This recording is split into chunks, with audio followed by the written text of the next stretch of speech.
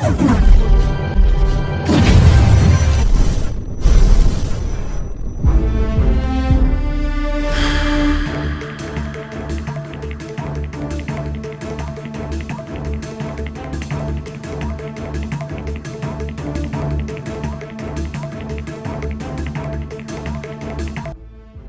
विधानसभा election चल रहा है और अपने मुद्दों को लेकर 13 फरवरी से किसान भी आंदोलन में चल रहे हैं।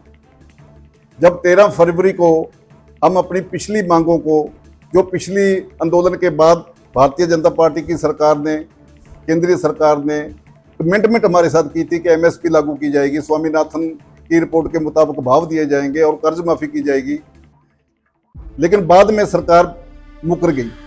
तो उनको याद दिलाने के लिए हम दिल्ली में जाकर प्रदर्शन करना चाहते थे, लेकिन इन लोगों ने हमें दिल्ली नहीं जाने दिया।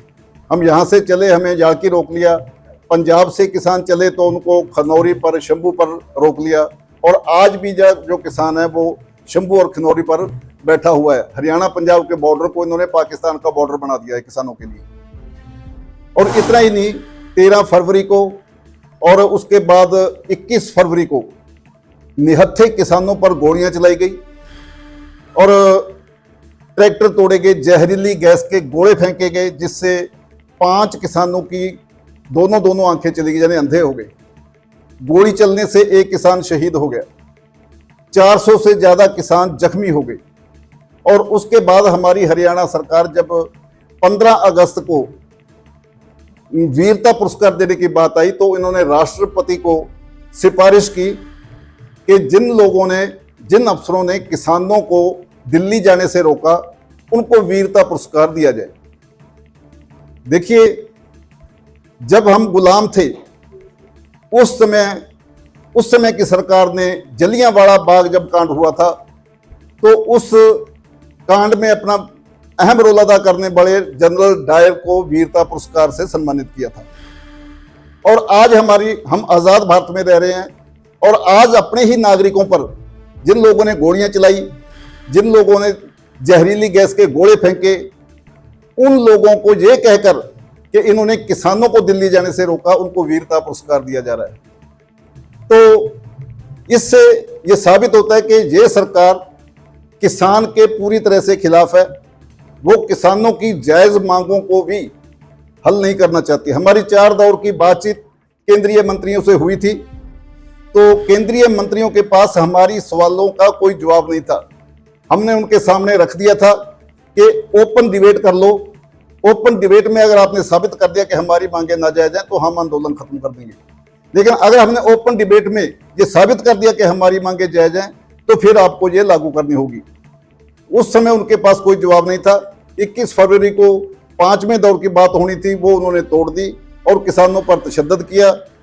और उसके बाद लगातार किसान आंदोलन में, आज भी किसान आंदोलन में चल रहे हैं। आज एक मौका है क्योंकि हरियाणा में विधानसभा इलेक्शन हो रहा है, हमने अपने विधानकार चुनने हैं। हम चाहते हैं कि जो लोग किसानों के खिलाफ, मजदूरों के खिलाफ, छोटे दुकानदार के खिलाफ, जो कारपोरेट के पक्ष में खड़े हैं, उन लोगों को सत्ता से बाहर किया जाए।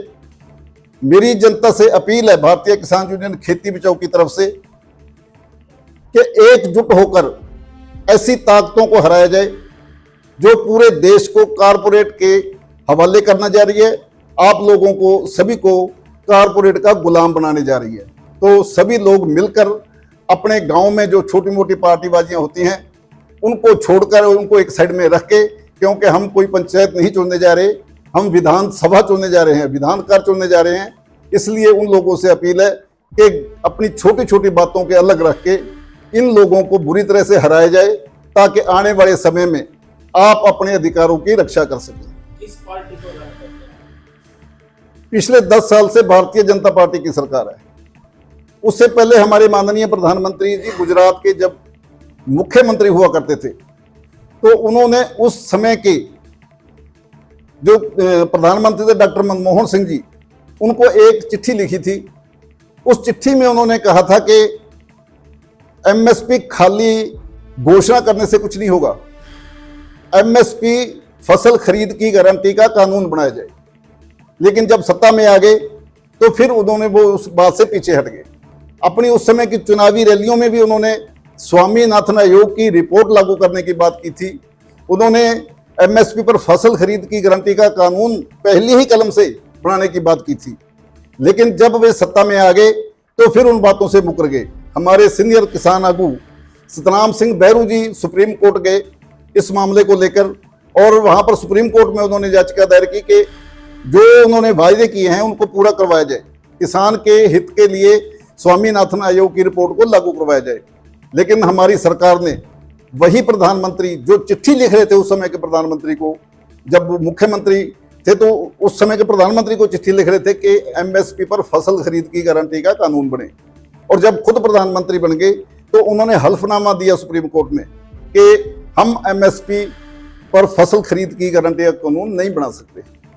तो जो लोग ऐसे हैं जिन्होंने झूठे वायदे किए, हमें बेवकूफ बनाया, लोगों को मूर्ख बनाकर वोट ली, उन लोगों को आज हमारे पास जब समय है तो हम उनको दिखाएं कि झूठे वायदे करके सरकारें नहीं चलती, जनता के पक्ष में कुछ फैसले लेने पड़ेंगे। और उनको ये एहसास करवाने के लिए आज सभी वोटरों से, सभी जनता से, पूरी जनता से मैं अपील करता हूं कि जो पिछले 10 साल से सत्ता में है उनको बुरी तरह से हराया जा सके, ताकि आने वाले समय में भी कोई सरकार आपके खिलाफ कोई ऐसी नीतियां ना बना सके। गांव में जब बीजेपी नेता जाते हैं तो उनसे बातचीत की जाएगी, आपके द्वारा सवाल जवाब किए जाएंगे? देखिए, हम एक अनुशासित जथेबंदी हैं और पूरे अनुशासन में रहकर हम सवाल भी करेंगे, लेकिन मुख्य जो हमने स्ट्रेटजी अपनाई है वो ये है कि जो भी सवाल सरकार पर उठ रहे हैं, जो हमारे जहन में है कि सरकार ने गलत किया हमारे साथ, हमारी जनता के साथ गलत किया, उन सभी सवालों के एक पंफलेट बनाएंगे, हम जन जन तक पहुंचाने की कोशिश करेंगे। हर गांव को डोर टू डोर करके हर घर में उन सवालों को पहुंचाएंगे जो सरकार के ऊपर जनता के बनते हैं। एक बीजेपी में जो विधायक थे, मंत्री थे या उनके पदाधिकारी थे, वो बीजेपी छोड़ अन्य पार्टियों में चले गए, कांग्रेस में, इनेलो में, कई पार्टियों में चले गए। ये देखो, हमारे समाज में जो ऐसी टीम है जो देखती है कि बेड़ा डूब रहा है तो दूसरे में छलांग लगा दो, वो कभी संघर्ष करने वाले लोग नहीं हैं, वो सिर्फ लूट करने वाले लोग हैं। और अब वो उनको लगा कि भाजपा का बेड़ा डूब रहा है तो ज्यादातर मैं समझूंगा कि कांग्रेस में छलांग लगा रहे हैं, और जो कांग्रेस में चले जाएंगे तो फिर कोई फर्क नहीं रहेगा कि भाजपा की सरकार है या कांग्रेस की सरकार है। हमने पहले भी ये कहा था और आज भी कहना चाहते हैं कि उन लोगों की वजह से, जिन लोगों ने किसानों के खिलाफ काम किया, आपको मैं बता दूं कि जब पिछले साल फ्लड आए थे उस समय किसानों की बहुत सारी लाखों एकड़ फसल मर गई थी। तब सभी लोगों के सहयोग से भारतीय किसान यूनियन खेती बचाओ ने पनीरी का लंगर शुरू किया था। उस पनीरी का लंगर लगाने में उस समय की जो व्यापार मंडल था, जिसके प्रधान राकेश कंबोज जी थे, उन्होंने भी बीज के रूप में अच्छी हमें मदद की थी, सहयोग किया था। नगद नहीं, फंड नहीं दिया था, बीज दिया था। और जब नया व्यापार मंडल चुना गया तो उस व्यापार मंडल ने उस लंगर में दिए गए बीज के पैसे वापस ले लिए। ऐसे लोग कभी भी किसान हितैषी नहीं हो सकते। मैं तो समझता हूं कि ऐसे लोग किसान हितैषी तो छोड़ो, अपने बिजनेस के हितैषी भी नहीं हो सकते, क्योंकि जो उस पनीरी से किसानों की फसल बर्बाद हुई, उस खेत को भरने का काम किया जिस पनीरी ने, जो वहां पर सहयोग दिया गया था, और जब किसानों के खेत में फसल हुई तो ही उनका बिजनेस चल रहा है, तो ही फसल उनकी दुकान पर आई है, तभी उनका भी आगे बिजनेस चल रहा है। तो वो उसके साथ भी सहमत नहीं है, वो उसको भी जो उसमें सहयोग दिया गया उसके साथ भी सहमत नहीं है। ऐसे लोगों को मैं समझता हूँ जिसके साथ भी जा रहे हैं उसको सोचना चाहिए। अगर वो नहीं सोचेगा, उनकी वजह से हम कहीं पर भी कोई बड़ा विरोध कर सकते हैं, और उसके नुकसान का जिम्मेवार वे फिर जो कैंडिडेट उनको साथ लेकर घूम रहे हैं वो खुद जिम्मेवार। भाजपा का विरोध कर रहे हैं तो इस बार किसान किसको वोट डालेंगे, किसका साथ देंगे? उस कैंडिडेट का जो भाजपा को हराने की पोजीशन में है। हम नहीं चाहते कि दूसरी, तीसरी, चौथी जगह पर वोट बांटकर भाजपा का इनडायरेक्टली समर्थन कर दिया जाए। कई लोग हैं अब आज भी, भाजपा ने अपने जो साथी संगठन है, साथी सहयोगी पार्टियां हैं, उनको अलग अलग से खड़े कर दिया है ताकि वोट को बांटा जा सके।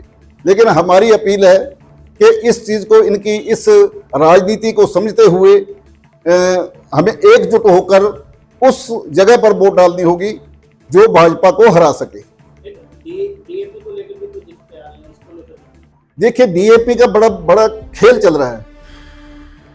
सरकार को पता है कि कितनी डीएपी लगनी है, गेहूं की बिजाई होगी तो कितनी डीएपी की जरूरत है। सरकार डीएपी मुहैया कराने की बजाय हवा खड़ा कर रही है कि डीएपी की शॉर्टेज है, और ऐसा हवा खड़ा करके किसानों में अफड़ा तफड़ी होगी, और फिर जहां से भी उनको डीएपी, जिस तरह की भी डीएपी, चाहे वो जमी हुई हो, चाहे वो खराब हो, चाहे वो मिलावट वाली हो, वो खरीदेंगे किसान। और उसके साथ साथ ऊट पटांग भी उसके साथ जोड़ दिया जाएगा। जैसे अभी गेहूं की बिजाई में कम से कम 2-2.5 महीने बाकी है, लेकिन अभी से उन्होंने नैनो यूरिया, उन्होंने सल्फर, उन्होंने वो ऐसा जोड़ कर देना शुरू कर दिया है। हम पूरी तरह से हमारी किसान यूनियन की तरफ से इस बात का संज्ञान लेते हुए, जहां भी हमें पता चलेगा कि जहां पर स्टॉक की हुई है, हम उसके कबाड़ तक तोड़ देंगे, और जो डीएपी जो स्टॉक करके जो ब्लैक करेंगे, उनको हम ऐसा ब्लैक नहीं करने देंगे, किसानों को लूटने नहीं देंगे।